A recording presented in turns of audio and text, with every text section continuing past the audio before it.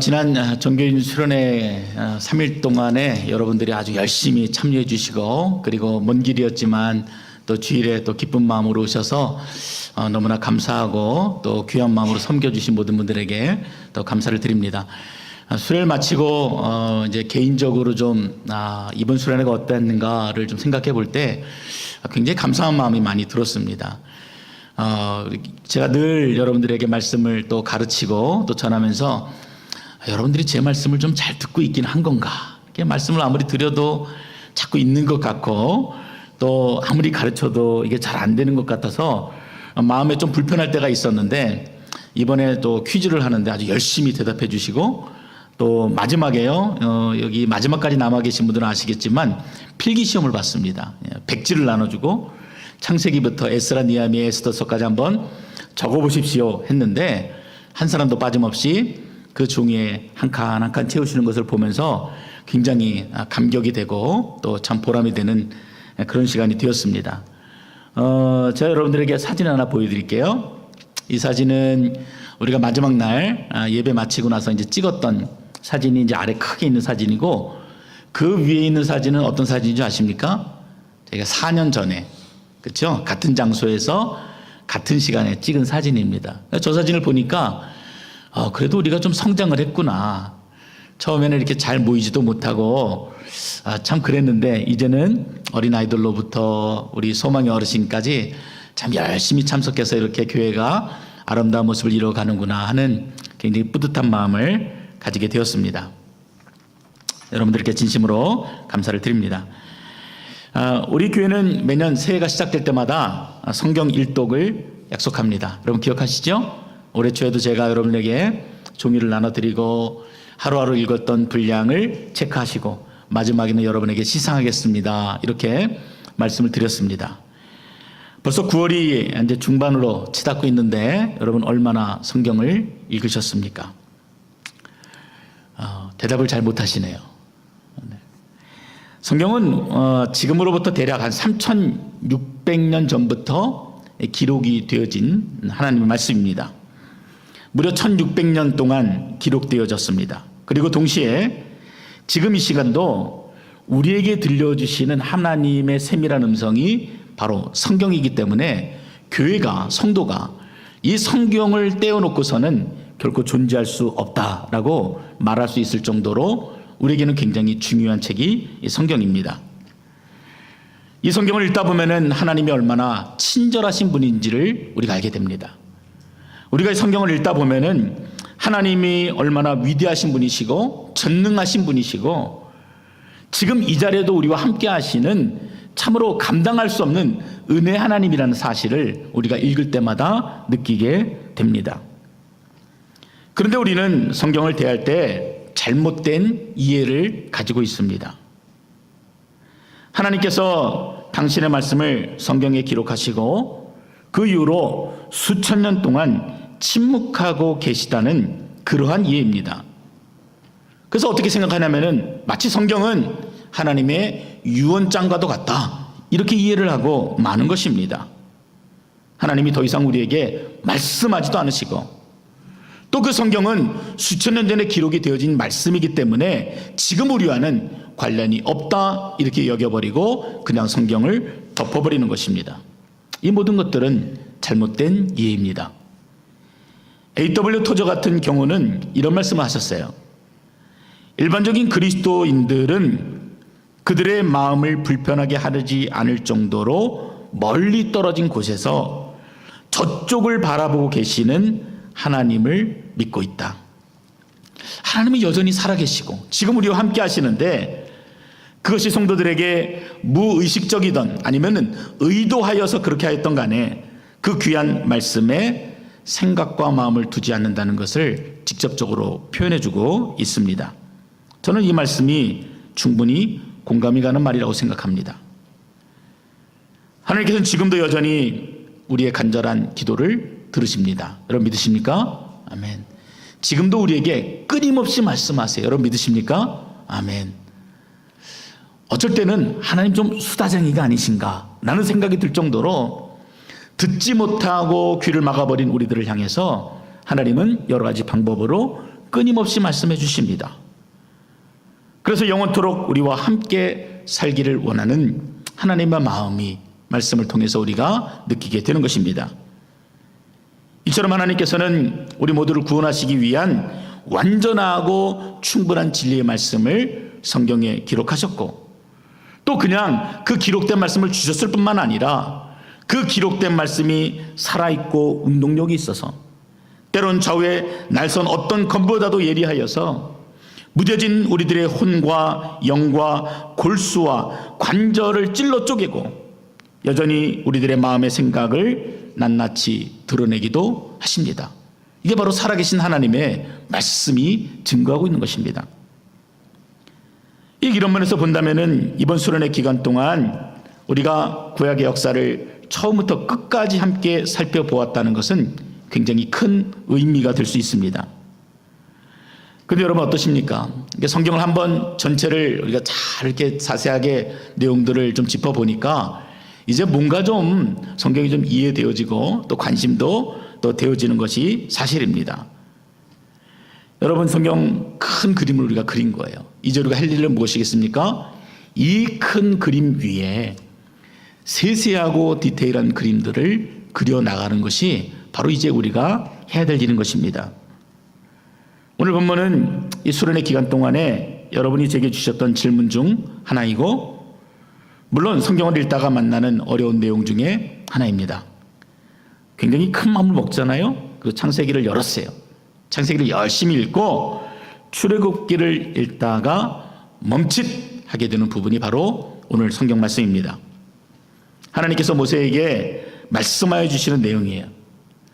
너가 나와 예배하기를 원하는데 예배는 이렇게 하는 것이야 하고 성막에 대해서 말씀해 주시고, 그 성막은 이렇게 만들고 그 안에 있는 기물들은 이렇게 이 크기는 이렇게 저 크기는 저렇게 어떠한 자재들을 사용해서 이렇게 만들어야 한다는 굉장히 구체적이고 복잡한 내용들이 잔뜩 기록되어 있습니다.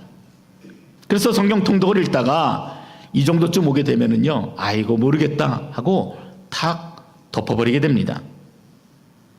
그러나 이런 성막과 성막 안에 있는 이 기구들을 통해서 하나님이 과연 우리로 하여금 무엇을 깨닫게 하시는가, 내게 과연 어떤 음성 주시기를 원하는가를 우리가 의미들을 되짚어보고 알게 되면은 이 딱딱한 본문이 우리에게 어떻게 느껴지냐면은 눈물 없이는 읽을 수 없는 하나님의 사모곡으로 느껴집니다.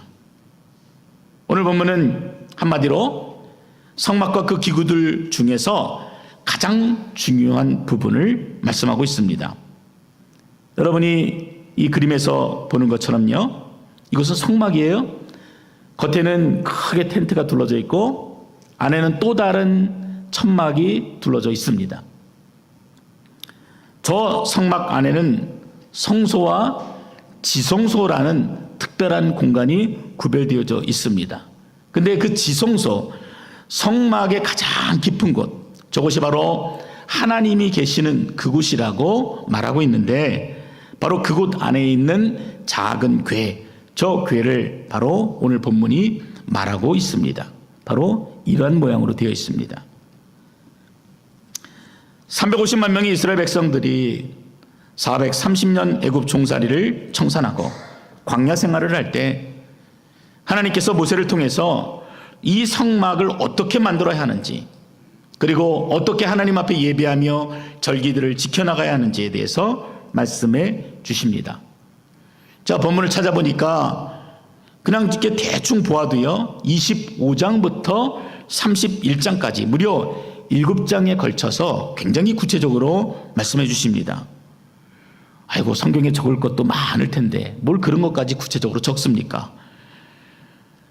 그 내용들이 우리에게 무슨 상관이 있습니까? 이렇게 말할 수 있을지 모르겠습니다만, 감히 하나님 앞에 나아갈 수 없는 죄인들을 부르시고 그리고 그들과 함께 거하기를 원하시는 하나님의 놀라운 은혜, 그 따뜻한 마음을 우리는 이 본문에서 함께 읽게 되는 것입니다. 예전에 한국의 대형교회에서 사역을 할 때 성도들이 담임 목사님을 만나는 것이 쉽지 않았습니다. 자신을 담당하고 있는 부교육자에게 청원하고 또 비서실에서 통과가 되어야 겨우 얼굴을 볼 수 있었습니다. 그것도 잠깐의 시간만 허락이 되었습니다. 그래서 그런지 예전에 생각할 때 담임 목사님 하면은 좀 굉장히 좀 친근하고 가까이 다가갈 수 있는 그런 이미지보다는 좀 어렵고 가까이 다가서기 힘든 분으로 그렇게 인식이 되었던 것 같습니다. 하물며 대형교회 담임 목사님을 만나는 것도 어려운데 평범한 시민이 서울시장을 만나고 또 더 나아가서 대통령을 만난다는 절차를 여러분 잠깐 생각해 보시기 바랍니다. 정말 까다롭겠지요. 솔직히 말하면 불가능에 가까운 일이라는 것을 우리는 잘 알고 있습니다. 그럼 어떻게 여러분들이 대통령을 만날 수 있습니까? 그분이 먼저 우리를 불러주면은요, 우리는 아무런 제약 없이, 아무런 절차 없이 편하게 그분을 만날 수 있습니다. 마찬가지로 성막은 인간이 하나님 앞에 나아가는 방법이라기보다는 하나님께서 죄 많은 인간을 만나기 위해서 불러주시는 거룩한 초청이라는 표현이 더 맞는 표현입니다. 그래서 더 꼼꼼하게, 더 자세하게 모든 식양들과 방법들을 통해서 나에게 나올 수 있는 그 방법을 우리들에게 알려주시는 것입니다. 이스라엘 백성들은 감사한 마음으로 성막 안에 들어갑니다. 그리고 자신을 대신한 희생 제물을 죽여서 피를 뿌리고 불로 그 제물을 태워서 하나님 앞에 드리게 됩니다. 이렇게 인간의 죄악이 불로 완전하게 소멸이 되어져야만 겨우 거룩하신 하나님을 가까이 할 수 있었기 때문입니다. 그리고 성막 가장 깊은 곳에 여러분이 보셨던 것처럼 지성소가 위치하는데 이곳은 하나님이 계시는 거룩한 곳이라 그 누구도 들어갈 수 없는 특별한 공간이었습니다. 그러나 단 한 사람 대제사장만이 1년에 단 하루 대속죄일에 이스라엘 온 백성들의 죄를 짊어지고 그곳에 들어갈 수가 있었습니다. 바로 그 지성소 안에 유일한 성전 기물이 바로 지금 보고 있는 증거궤입니다. 여호수아 이후로는 주로 언약궤 이렇게 불렀고 법궤라고도 불렀습니다. 그래서 증거궤, 언약궤, 법궤는 이름은 다르지만 다 같은 내용을 말하고 있는 것입니다. 이 증거궤는 하나님의 임재를 상징합니다. 그냥 보는 것만으로도요, 어떤 마음이 들겠습니까? 하나님이 나와 함께 하시는구나. 보이지 않으면 어떻겠습니까? 하나님이 나와 함께 하지 않는구나. 그래서 출애굽 40년의 여정 동안에 늘 여호와의 저 증거궤가 성막 안에 놓여져 있었고 이스라엘 백성들은 그 성막을 통해서 하나님이 우리를 떠나지 아니하시고 우리와 함께 하신다는 그 확신과 위로를 얻을 수가 있었던 것입니다. 이 증거궤 안에는요 3가지 기물이 들어있습니다.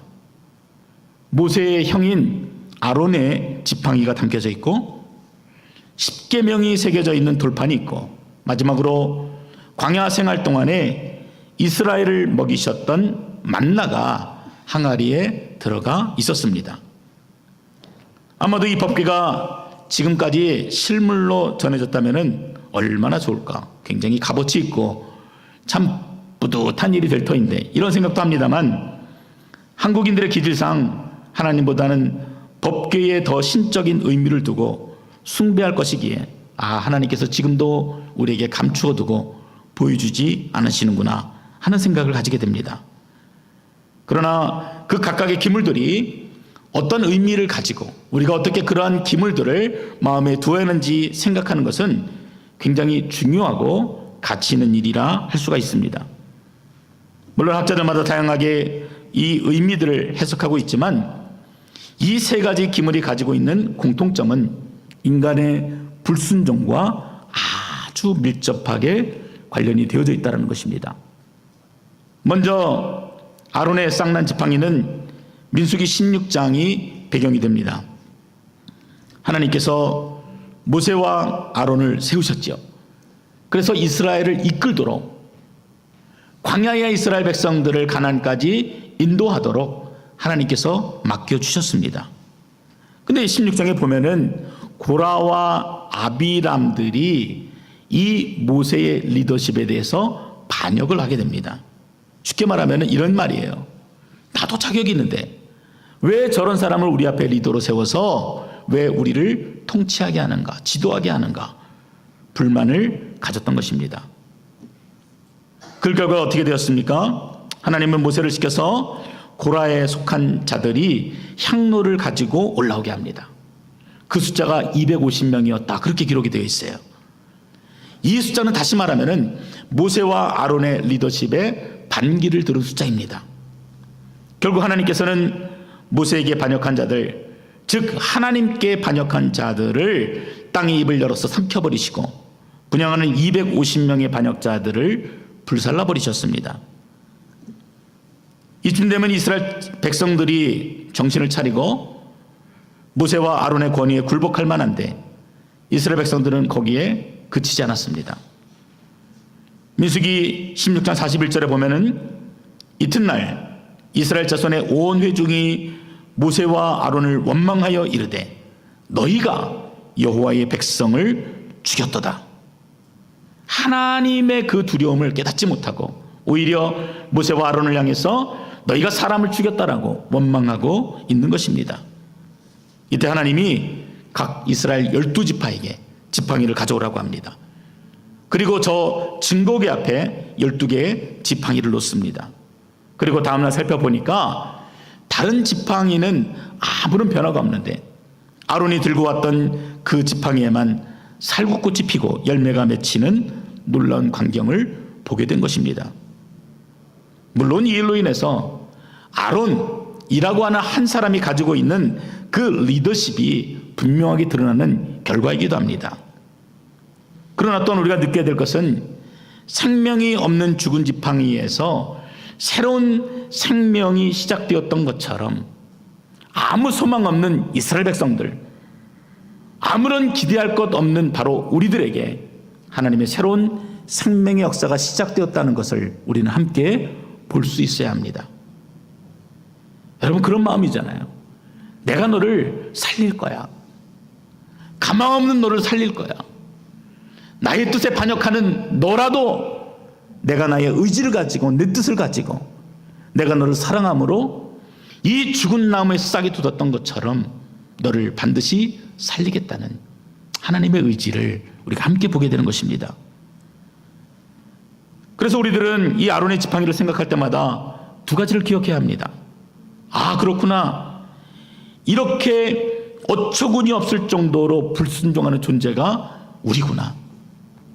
그리고 동시에 이러한 자임에도 불구하고 우리를 살리고자 하시는 하나님의 사랑, 그 놀라운 은혜가 여전히 우리와 함께 하는구나. 이 사실들을 우리가 아론의 지팡이를 통해서 확인해야 되는 것입니다. 두 번째 기물은 하나님께서 친히 기록하여 모세에게 주신 언약의 돌판입니다. 모세가 시내산에 올라서 하나님의 언약의 말씀, 약속의 말씀이 새겨진 십계명의 돌판을 받게 됩니다. 여러분 출애굽기 몇 장입니까? 11장은 아니죠. 그렇죠? 20장입니다. 산을 내려오는데 아마 얼마나 마음이 붕 떴겠어요. 기대함. 야, 얼마나 백성들이 좋아할까. 이 하나님의 약속의 말씀을 듣고 내려가는데 모든 사람들이 얼마나 기뻐할까. 그 설레임을 가지고 산을 내려왔는데 모세의 눈앞에 펼쳐진 모습은 전혀 모세가 기대했던 것이 아니었습니다. 모세가 산에 올라가서 하나님의 말씀을 받기까지 40일 동안 이스라엘 백성들은 그 사이를 참지 못하고 아론을 선동하여서 금모으기 운동을 벌였습니다. 그것으로 금송아지를 만들고 자, 이것이 하나님이니까 이 금송아지에게 경배하자. 그러면서 머리를 조아리고 숭배하고 있는 모습들을 모세가 보게 된 것입니다. 기가 막힐 노릇이죠. 모세가 한 성격합니다. 우리가 아는 것처럼 자신과 같은 유대인이 학대당하는 것을 참지 못하고 살인을 저질렀던 이 모세의 성격이 여기서도 그대로 드러납니다. 그 귀한 돌판을, 하나님의 언약의 말씀을 산 아래로 던져서 깨트려 버린 것입니다. 지난주 중에 코스타가 있었죠. 그때 오신 강사 중에 한 분이 가정사역을 하시는 목사님이셨습니다. 그분 말씀이 인간에게는 누구나 다 분노가 있다는 것이에요. 성격이 온순한 분도 분노가 있고, 또 다혈질, 금방금방 화를 내시는 분들도 다 분노가 있는데 그 분노의 양은 일정하다, 이렇게 말씀을 해주셨어요.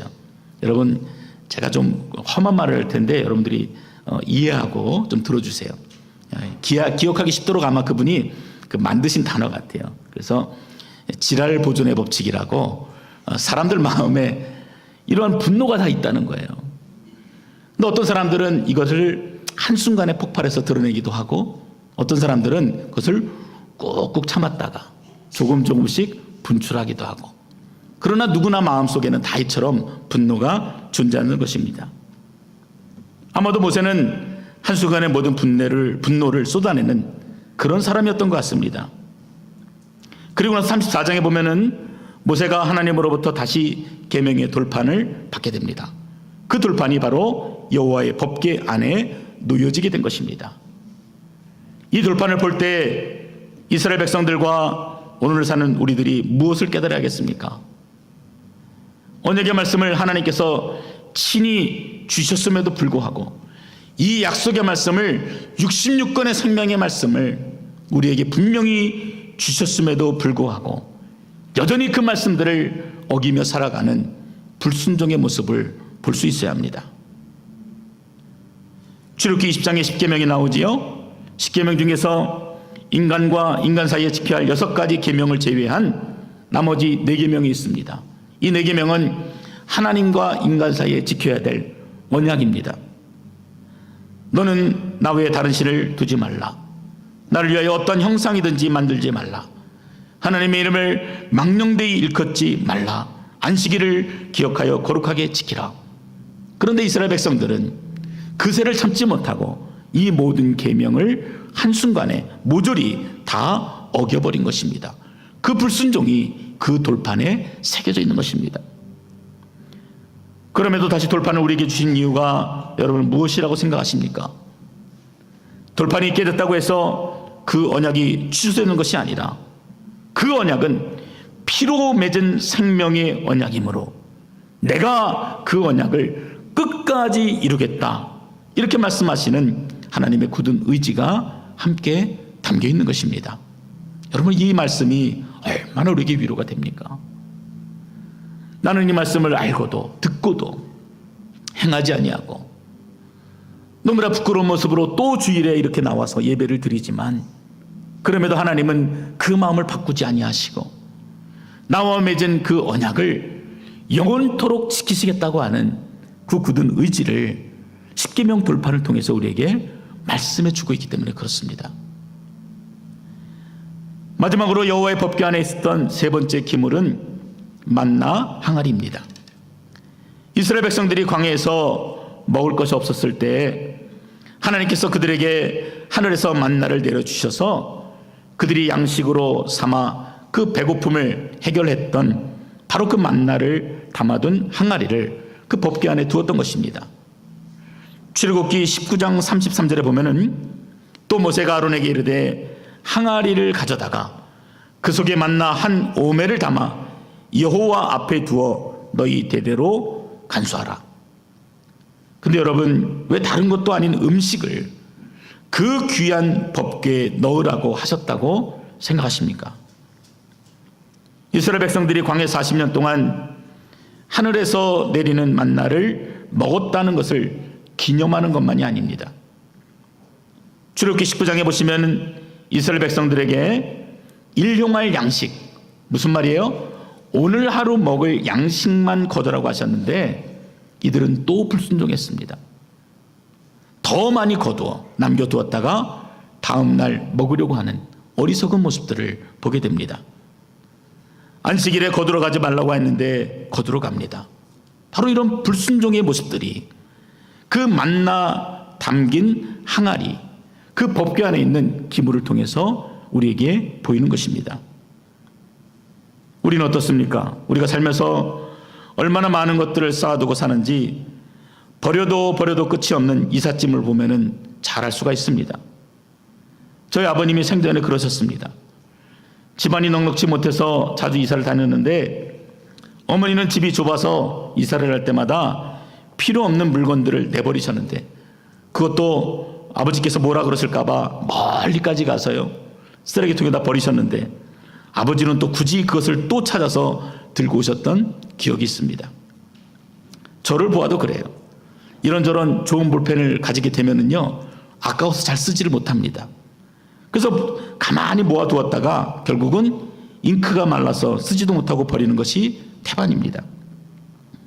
세일한다고 싸다고 잔뜩 사놓았다가 결국은 버리게 되는 음식들이 또 얼마나 많습니까?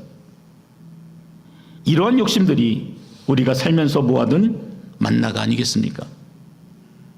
하나님께서 만나를 주심은 내가 너희의 필요를 잘 안다. 너희의 일용할 양식을 내가 잘 안다. 그뿐만입니까? 너희의 그 필요를 너가 채우는 것이 아니라 내가 채우겠다고 하는 하나님의 약속이 담긴 것입니다. 너는 이 땅에 잠시 머물 뿐 네가 가진 그 물질의 영원한 소유자가 아니라는 것을 만나를 통해서 말씀해 주셨던 것입니다. 그런데도 우리는 여전히 더 많은 소유가 인생의 목표가 되어서 허겁지겁 살아갑니다. 가진 것에 만족하지 못하고 없는 것에 안달복달하면서 그렇게 살지요.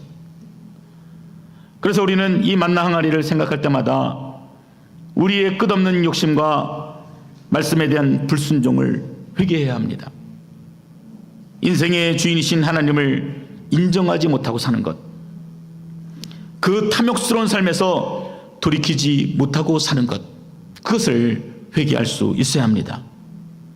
그리고 더불어서 우리의 먹고 사는 문제를 영원하신 그 하나님, 전능하신 하나님, 살아계신 하나님이 끝까지 책임지신다는 그 믿음을 가지고 오늘을 살아갈 수 있어야 하는 것입니다.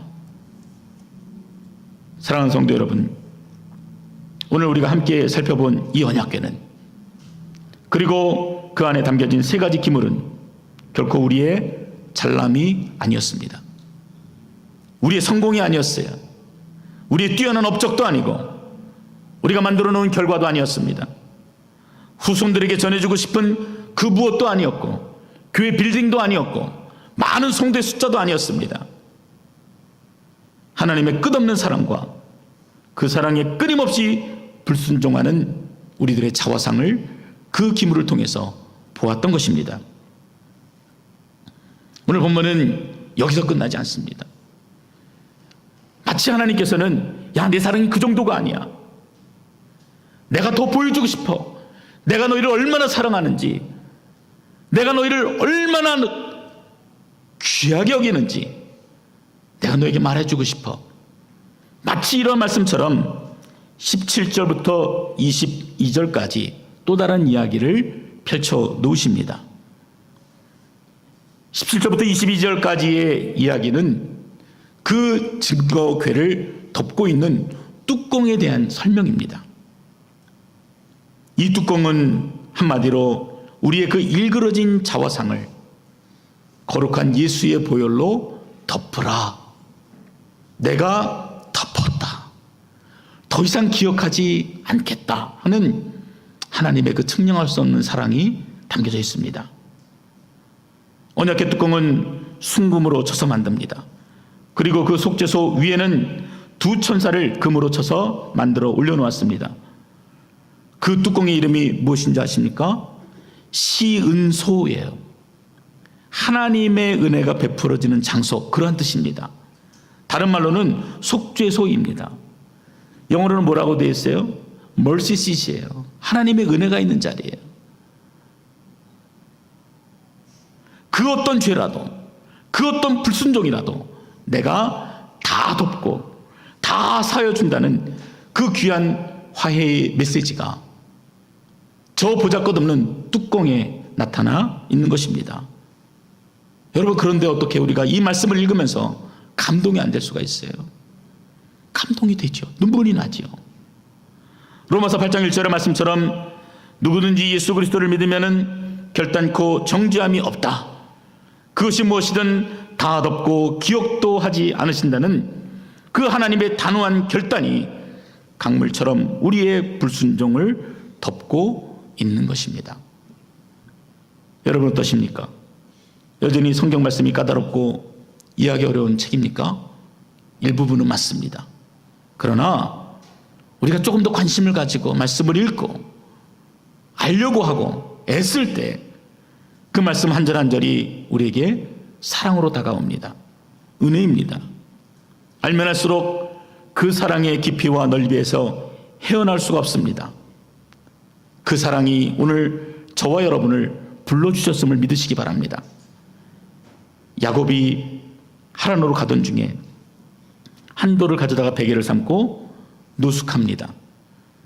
꿈에 하나님이 이렇게 약속해 주십니다.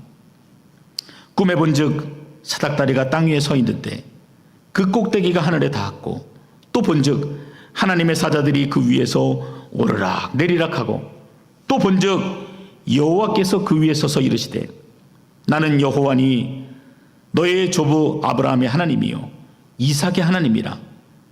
네가 누워있는 땅을 내가 너와 네 자손들에게 주리니 네 자손이 땅의 티끌같이 되어 네가 서쪽과 동쪽과 북쪽과 남쪽으로 퍼져갈지며 땅의 모든 족속이 너와 네 자손으로 말미암아 복을 받으리라. 내가 너와 함께 있어 네가 어디로 가든지 너를 지키며 너를 이끌어 이 땅으로 돌아오게 할지라. 내가 네게 허락한 것을 다 이루기까지 너를 떠나지 아니하리라. 이 뜨거운 감격이 바로 야곱이 하나님을 만났던 그 장소 베델에서 꾸었던 꿈의 내용입니다. 그래서 베델은 하나님의 집, 야곱의 꿈, 그 감당할 수 없는 하나님의 은혜, 이 모든 내용들이 다 함축되어져 있는 단어입니다. 우리는 그 베델의 약속을 마음에 새기고 그 꿈을 함께 가슴에 담은 자들입니다. 우리는 베델교회 성도들이에요. 우리의 불순종과 연약함을 늘 돌아보실 수 있기를 바랍니다. 그리고 더불어서 그럼에도 불구하고 우리를 부르시고 내가 너희를 끝까지 책임지겠다. 내가 너희를 반드시 약속의 땅으로 인도하겠다는 그 언약하시는 하나님을 바라볼 수 있는 우리 모든 베델에 속한 성도님들 되시기를 주님의 이름으로 축원드립니다.